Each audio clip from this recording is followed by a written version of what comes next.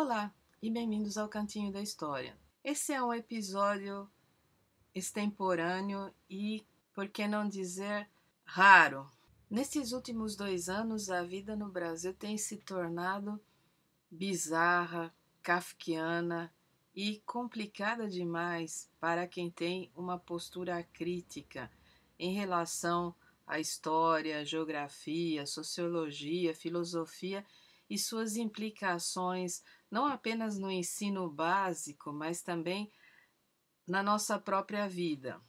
Nós vimos a passagem de um país que estava relativamente bem e bem conceituado internacionalmente para um caos total, promovida primeiramente por alguns elementos dos movimentos estudantis que não tiveram a capacidade de ter uma visão conjuntural e permitiram que seus movimentos de reivindicação fossem infiltrados, dominados e cooptados pela extrema-direita, como também por uma série de lideranças oportunistas, cínicas e antidemocráticas que se apossaram do Congresso, se apossaram de todo o processo político e passaram a ditar suas normas como se nós não vivêssemos numa democracia. Essa não é uma leitura simplesmente de esquerda, essa é uma leitura bastante sensata e é uma leitura que está sendo feita no exterior. Não se enganem, as pessoas em outros países estão vendo exatamente o que está acontecendo aqui. Estão vendo como nós estamos perdendo os nossos espaços democráticos a passos largos. Em parte isso acontece porque nós temos uma democracia representativa que na verdade não nos representa. Se vocês olharem para a votação do processo, da abertura de processo de impeachment que ocorreu uma semana atrás, vocês verão um espetáculo praticamente dantesco, com pessoas totalmente despreparadas para exercer uma função parlamentar, com pessoas visivelmente histéricas, sem domínio emocional, sem conhecimento jurídico, sem qualquer preparo. E elas estão lá não porque você ou eu votamos nela. A minha deputada está lá e ela honrou meu voto. Mas há uma série de deputados que são considerados o baixo clero na gíria do Congresso, que estão lá porque foram puxados pelo voto de legenda, ou porque são suplentes, ou simplesmente por acordos políticos. Esses deputados não foram votados nem por você, nem por mim, e alguns deles mal tiveram votos, mas estão lá e estão decidindo a nossa vida. É um perfil majoritariamente masculino, cristão, heterossexual, de mais de 50 anos, que não representa a população do Brasil, que não representa o estágio sequer da modernidade em que nós nos encontramos, porque é um grupo de pessoas racista, homofóbico, preconceituoso e de extremíssima direita. Nós temos desde o camarada que elogia um torturador, até um delegado de polícia que não tem capacidade de ler o material didático e perceber que o que está lá não obriga nenhuma criança a se tornar homossexual. Aliás, essa é uma leitura totalmente estapafúrdia de qualquer material produzido ou recomendado pelo MEC. E aí chegamos ao motivo desse vídeo.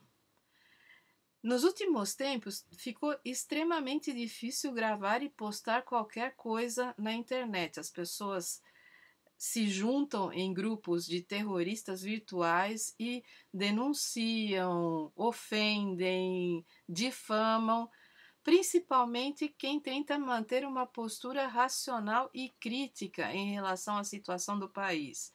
E em relação ao ensino, vejam vocês que está tramitando nas câmaras de vereadores e nas assembleias legislativas do país inteiro uma série de projetos denominados, grosso modo, Escola Sem Partido.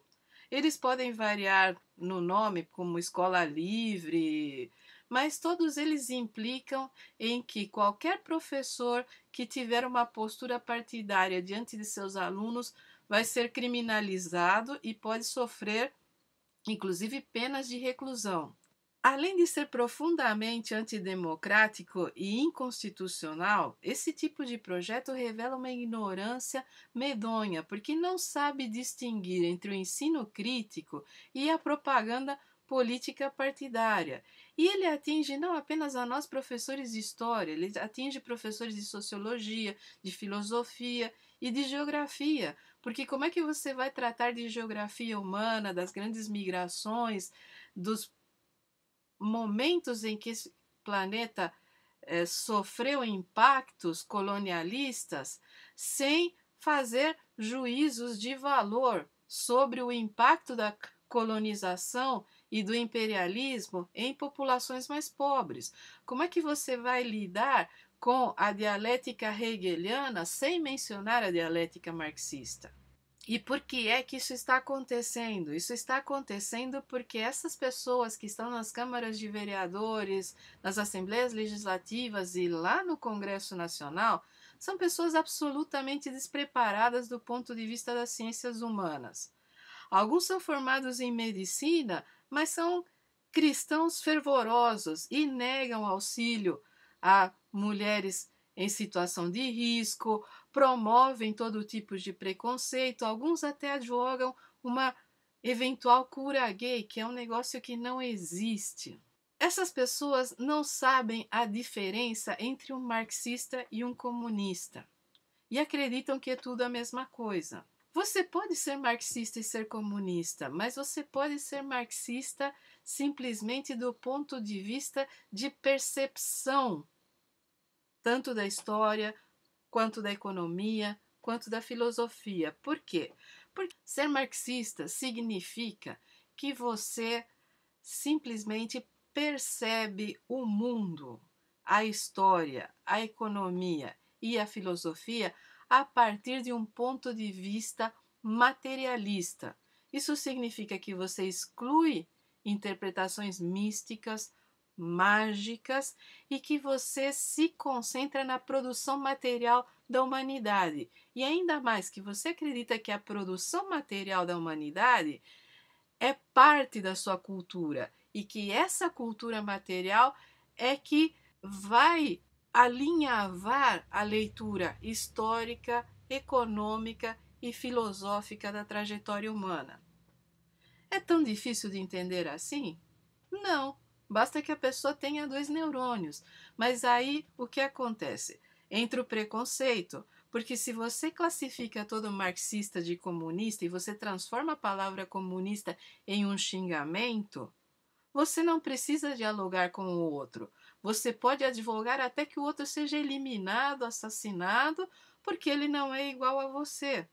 Nós vivemos em um planeta que está superando esse tipo de preconceito. Nós vivemos em uma sociedade que tende a se tornar inclusiva.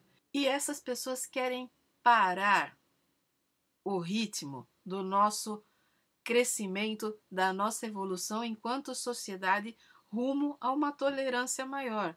Essas pessoas querem o seguinte: que a escola não aborde, não inclua e sequer reconheça que existem pessoas que pensam ou que são diferentes.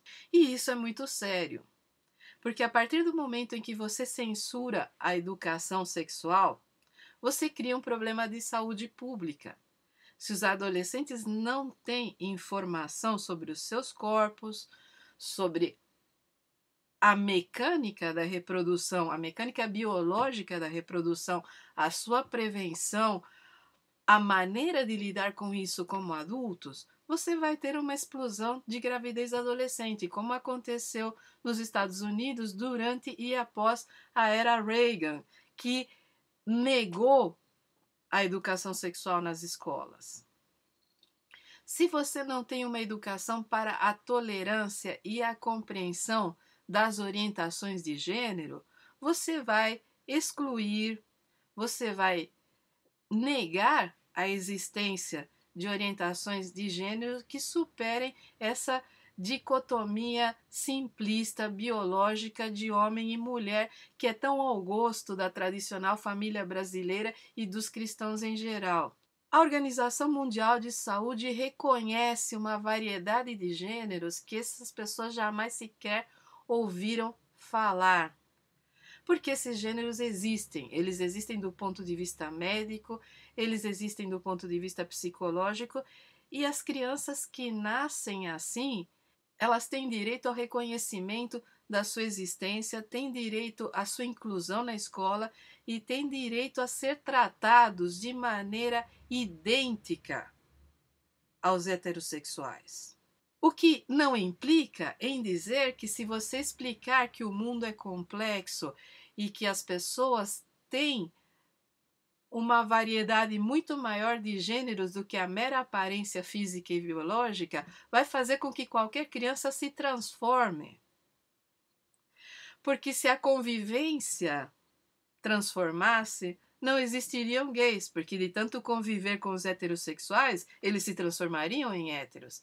Então, qualquer heterossexual que tem medo de se transformar em gay, em trans ou em bi, ou qualquer outro tipo de orientação de gênero, ou que não entende a existência de um hermafrodita, ou...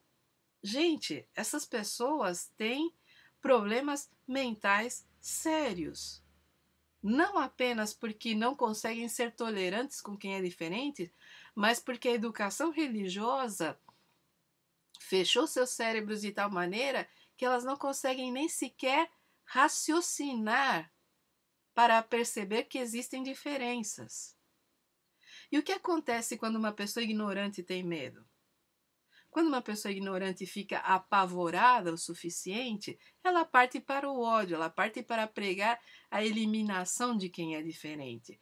E é por isso que hoje nós vemos uma série de youtubers, que é o termo que se usa para essa meninada que vive de gravar vídeos e que ganha dinheiro toda vez que você acessa os vídeos deles na internet.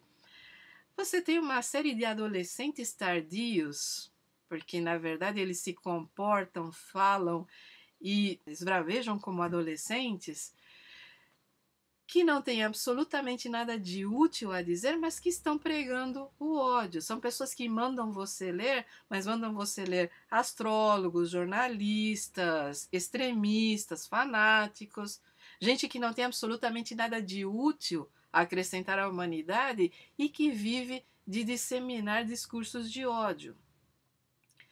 Essa semana, a minha amiga Débora Lima me encaminhou um vídeo de uma pirralha que chamava nós professores de história de maconheiros, viados e comunistas. E aí são três coisas totalmente estapafúrdias, porque tanto a Débora quanto eu somos senhoras. Somos senhoras de mais de 50 anos, que têm suas casas, seus entornos familiares e que não consideramos xingamento nem ser viado, nem ser maconheiro, nem ser comunista. Quem considera isso xingamento é a extrema-direita. Eu não posso falar pela Débora, mas eu tenho família, eu sou mãe, eu lavo, passo, cozinho e não ganho dinheiro com esses vídeos que eu faço, eu trabalho honestamente. Eu tenho uma caixa cheia de diplomas das melhores universidades do país. Eu li durante a minha graduação uma média de 300 a 400 páginas por semana de pensadores de verdade, não de astrólogos, nem de jornalistas, nem de economistas offshore, né? E eu sou comunista. Sou comunista porque foi assim que eu fui educada. Porque foi assim que era a tradição na minha família. Eu venho de uma família extremamente politizada. Não considero isso um xingamento. Por quê? Porque é uma das palavras que me define. E embora eu seja heterossexual, eu não vejo qualquer problema em ter qualquer outra orientação de gênero ou de experiência sexual. Porque veja você, não é isso que nos define para o mal nem para o bem. É isso que nos define como seres humanos. Então, você chamar o homossexual de viado só demonstra que você tem uma mente infantil e extremamente odienta.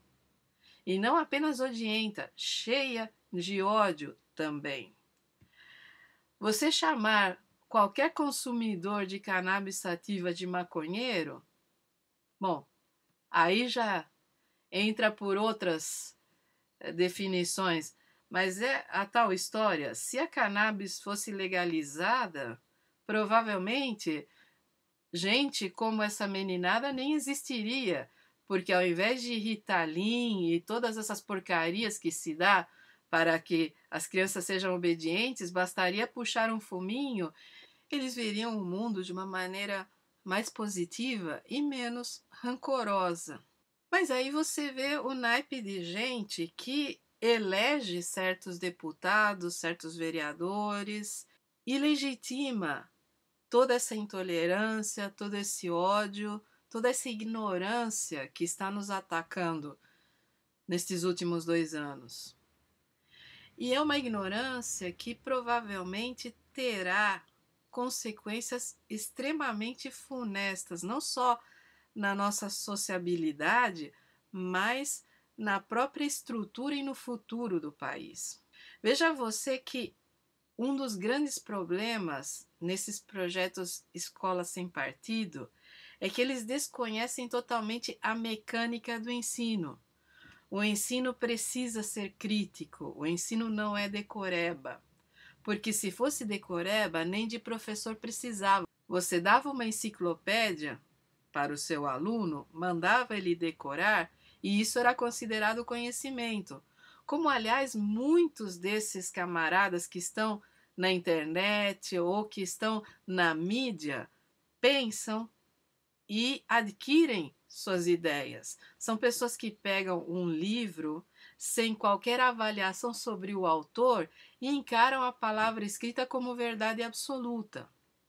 São pessoas que reproduzem barbaridades. Por exemplo, eu tenho visto mais de uma pessoa na internet criando uma falsa equivalência e comparando Carlos Marighella com o Coronel Ustra, tão badalado por aquele deputado que não devemos nem sequer mencionar o nome. E aí mostra não apenas um total desconhecimento da história do país, porque Marighella foi um parlamentar que só entrou para a luta armada em função da ditadura e em função da perseguição que as esquerdas passaram a sofrer uma vez implantado o regime militar.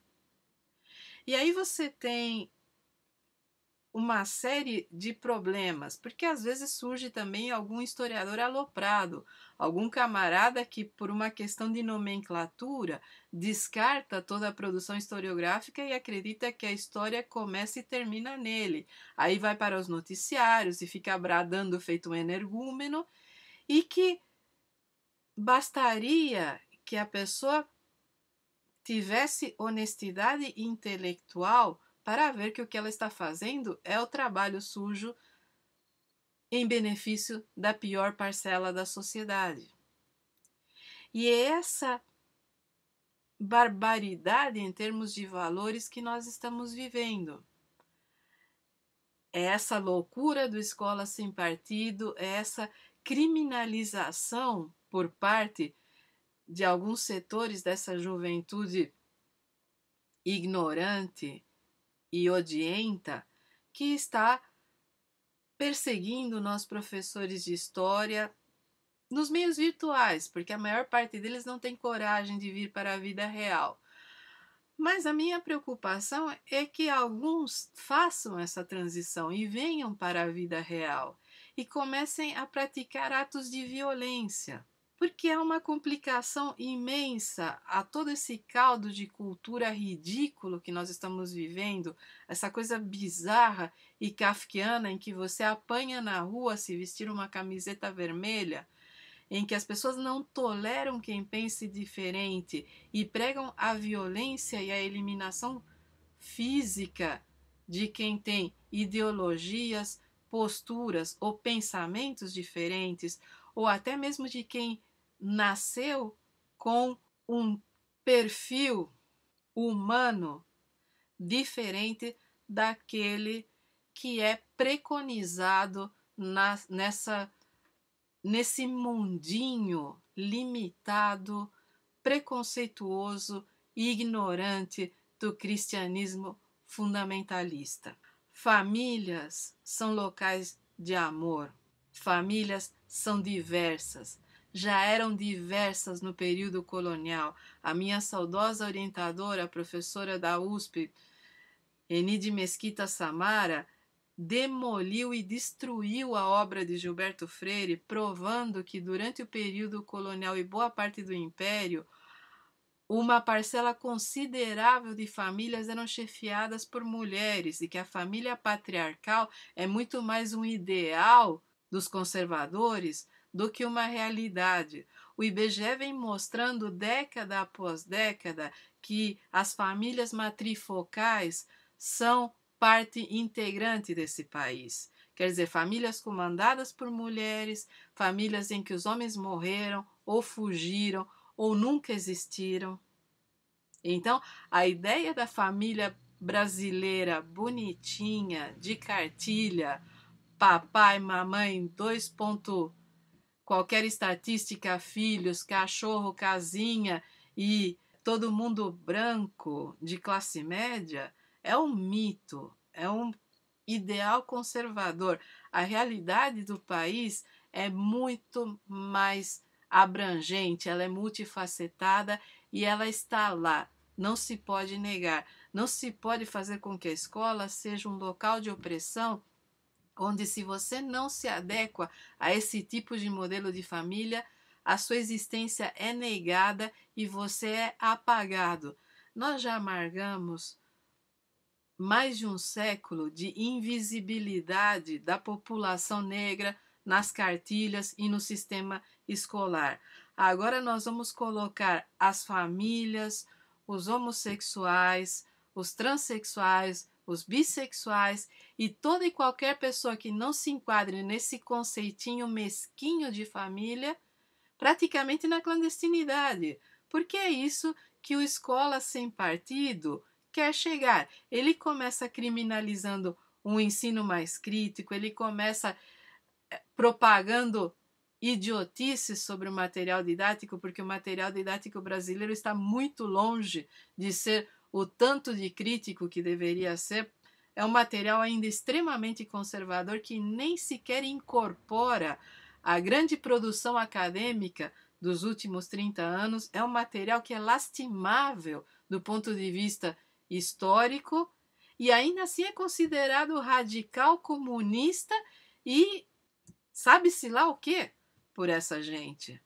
Eu, nesse momento, vocês estão vendo que esse vídeo é precário, eu não me encontro em condições de gravar por uma série de motivos, mas eu precisava vir aqui para conversar com o pessoal que é meu amigo, com todo esse pessoal que está inscrito na minha página no YouTube ou que me segue pelo Facebook, que são professores da rede, que são pessoas extremamente bem intencionadas, que, principalmente aqui no estado de São Paulo, lidam com um governo extremamente autoritário, calhorda, para não dizer outras coisas, no trato com os professores, que não têm condições materiais para lecionar e que mesmo assim fazem um trabalho belíssimo junto a crianças e adolescentes e que agora, ainda por cima de ganhar mal, de não ter condições para trabalhar e de ter que lidar com a repressão policial, ainda por cima vão ser criminalizados por ter uma postura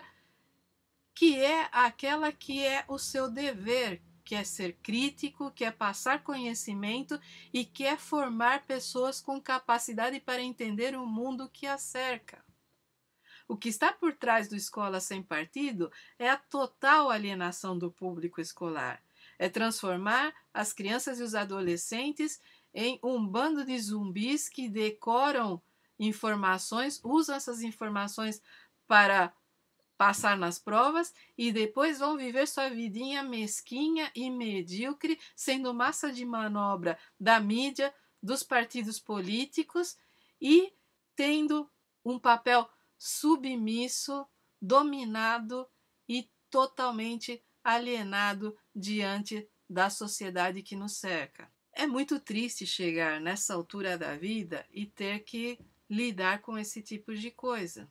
Principalmente nós que fomos jovens durante o período da ditadura e da redemocratização e que colocamos tanta força de vontade na construção de uma sociedade mais justa, igualitária e tolerante.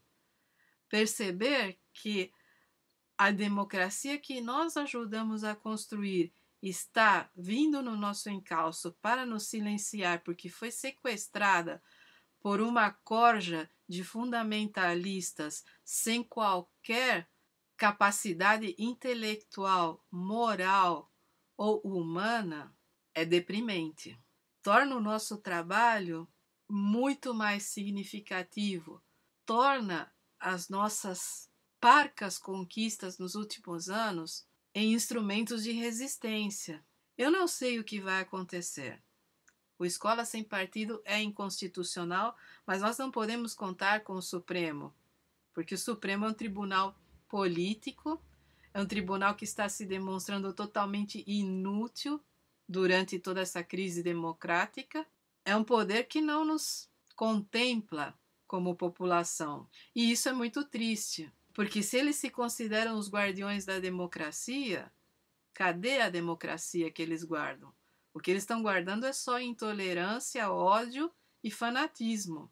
Eu pretendo retomar o cantinho. Eu pretendo continuar trabalhando. Quem me acompanha lá pelo Facebook sabe que eu respondo qualquer pergunta, que eu estou indicando sempre leituras, ajudando quem está estudando, ajudando quem está redefinindo temas de pesquisa, dando orientações metodológicas, mas eu não sei até quando eu vou poder ter sanidade e saúde para lidar com todo esse ódio, para lidar com toda essa excrescência fundamentalista cristã que está assaltando a nossa sociedade.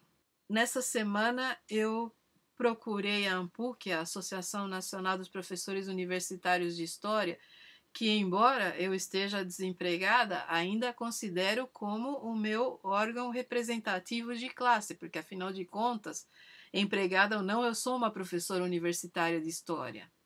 E protocolei um e-mail encaminhando o vídeo dessa cidadã que nos difamou pela internet e solicitando providências. Eu não sei se seria o caso de nós professores, tanto da rede quanto da universidade, nos reunirmos em um processo coletivo por difamação contra essa fulaninha. Não sei, porque eu não sei até que ponto dá para contar com o judiciário. O judiciário está cheio de gente da Opus Dei e da maçonaria que também não nos vê com bons olhos. Eu não sei o que fazer. Eu espero que vocês que são mais jovens, que não estão tão cansados quanto eu de lutar, me deem uma luz, porque o que eu não quero é ter que sair na porrada no meio da rua para poder ensinar história. E é isso aí. O cantinho fica por aqui. Vocês podem continuar me acompanhando lá pelo Facebook ou no meu blog. Vocês podem conversar comigo no inbox. Eu não aceito mais solicitações de amizade de estranhos na minha página pessoal, porque fui extremamente assediada por esse pessoal hater e stalker, mas eu respondo perguntas no inbox, mesmo se que a pessoa não seja minha amiga, eu respondo mensagens de todos os tipos na página do Cantinho da História no Facebook e eu respondo pelo meu blog. E eu espero que a gente possa se encontrar novamente em tempos melhores. Um grande abraço a todos.